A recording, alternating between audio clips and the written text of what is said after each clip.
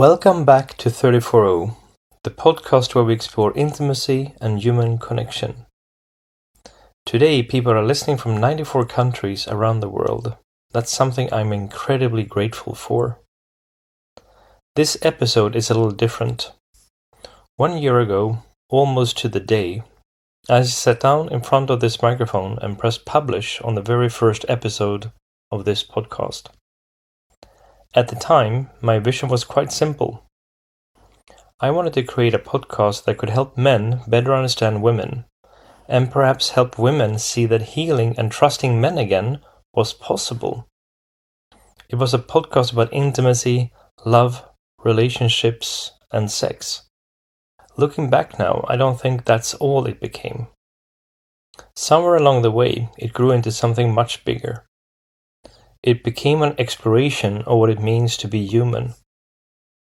Over the past year, I had conversations with psychologists, sexologists, neuroscientists, mind-body coaches, therapists, authors, and extraordinary people from all over the world. I've studied relentlessly myself, read books, reflected, had conversations with friends, questioned all beliefs, and tried to connect the dots between science, psychology, and lived experience. But the biggest surprise wasn't what all of that taught me. It was what life taught me between the conversations, when nobody was watching. Those quiet moments after the recording had stopped. The long walks, the silence, the self-doubt, the moments of clarity. The questions that kept returning. If I had to summarize this past year in one sentence, it would probably be this. I stopped looking for the perfect relationship and started becoming a better person to be in one. That sounds simple. It isn't. For a long time, I believed healing meant understanding. If I could just read one more book, interview one more expert, understand attachment a little better, learn a little more about trauma, then surely I'd finally arrive somewhere. But understanding isn't transformation. It's only the invitation. Real change happens in the ordinary moments. When you notice yourself becoming defensive and choose curiosity instead. When you feel rejected and don't immediately decide you're unlovable. When your nervous system wants to fight, flee, or shut down, and you simply stay. That has probably been one of my greatest lessons.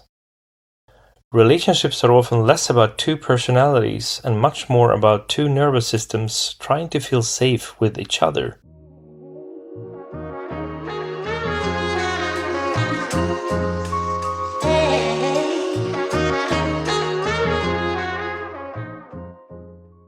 Looking back, I also realized how much importance I used to place on chemistry. That spark, that rush, that feeling that someone simply sweeps you off your feet. And don't get me wrong, I still believe attraction matters. It matters enormously.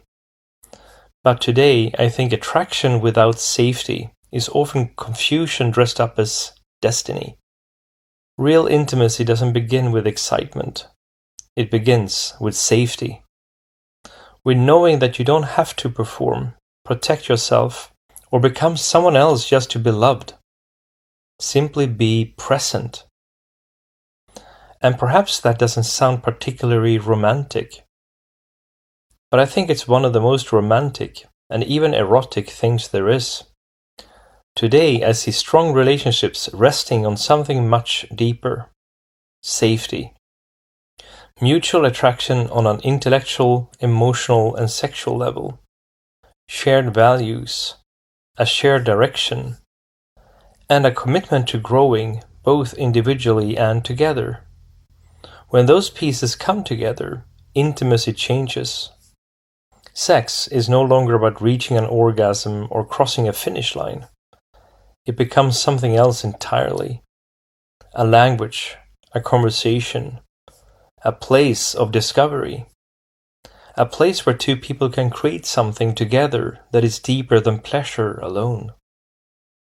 a place that feels like coming home.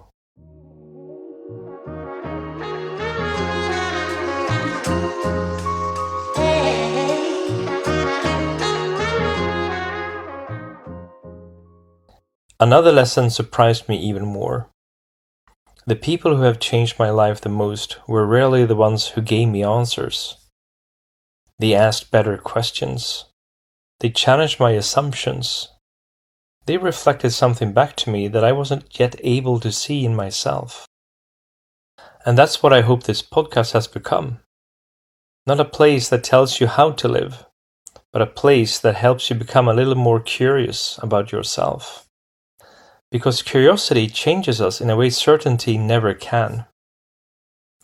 This year also taught me something about loneliness, or perhaps more accurately, about solitude. I used to think the goal was to never feel alone. Today I think the goal is to become someone who is genuinely enjoying its own company. Because something changes when you stop trying to escape yourself. The silence becomes less frightening.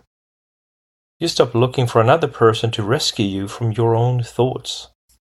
And relationships become a place of sharing your life instead of escaping it.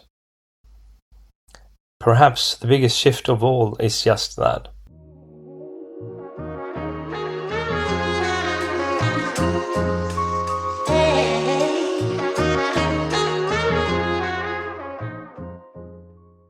When this podcast began, I was asking, how do we find love? Today I think the better question is, how do we become people who can create love? Because love isn't simply something that happens to us. It's something we practice as an active choice every single day. In how we listen, in how we repair after conflict, in how we tell the truth, in how we take responsibility for our own wounds instead of expecting someone else to heal them. Over this past year, I've become less interested in who's right, less interested in men versus women, less interested in winning arguments, and much more interested in understanding what allows two human beings to feel safe enough to truly meet. Because I believe that's where everything begins. That's the conversation I want to keep having. Not because I have the answers, but because I believe the quality of our lives is deeply connected to the quality of our relationships. The relationship we have with ourselves. The relationship we have with the people we love. And the relationship we have with the world around us. Perhaps that's all life really is.